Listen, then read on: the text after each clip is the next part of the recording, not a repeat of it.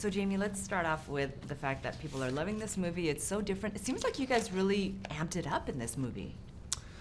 I think we did amp it up in this movie. I think we had to. I think it's a big part of making a sequel is that you have to develop everything, and there needs to be progression in sort of every aspect of the picture, whether it be the actual story or the sex or the characters or the relationship. Everything has to sort of be ramped up. So I definitely feel that we did that with Darker, and I think the fans will be excited by that.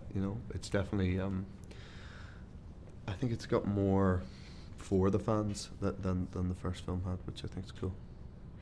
I'm sure that when you did the first movie, you didn't expect it to be such a phenomenon. But now that the dust has settled and you're back in it, are you excited to take part and re-explore the character and be with everyone again? It's very exciting going back to something which it's something that I've experienced before.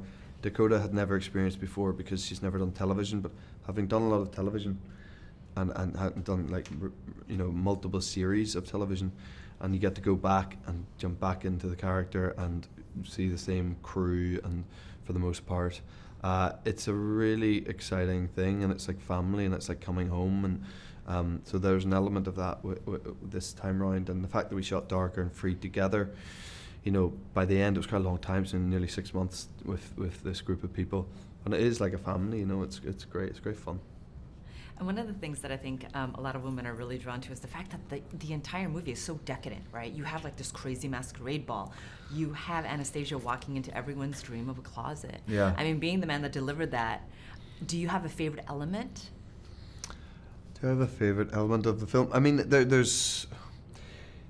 We changed quite a lot of stuff from the first movie in terms of how it looked, and made it slightly warmer, I think, for even Christian's apartment, with just light little touches that Nelson, our set designer, came up with, production designer, that just make it more human, I think, which is a cool thing.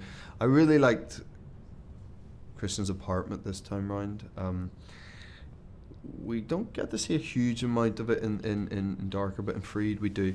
But it felt somewhere like I'd want to spend time in rather than the first movie, just by adding a few little pieces here and there. And the first movie was really concentrated on your relationship with Anastasia, but this movie, it seems as if it's like a real relationship. You guys are really growing in it, right? Can you talk a little bit about how it explores the relationships, as well as, some of the villains and some of the thriller aspects? Yeah, I mean, there's so much more going on in this film, and it is much more than just, Anna and Christian's relationship. That's obviously a big part of it, and seeing that relationship develop, and see Christian making sacrifices and compromises and changing for love, which is a very important thing, and a very relatable thing, I think. So we see that, but then there's also other elements that come into Darker. Jack Hyde's introduced, and he provides this whole new energy, and he shakes things up, and he has a massive effect on the relationship, and going forward and going into Freed, we'll see how that develops. It ends on him, so it gives you an idea of what's planned for the third movie, sorry. But again, I think that's all an advancement, and that is all part of the fact that it's a sequel and it's Darker, and we're trying to ramp things up. So there's definitely more at play in Darker.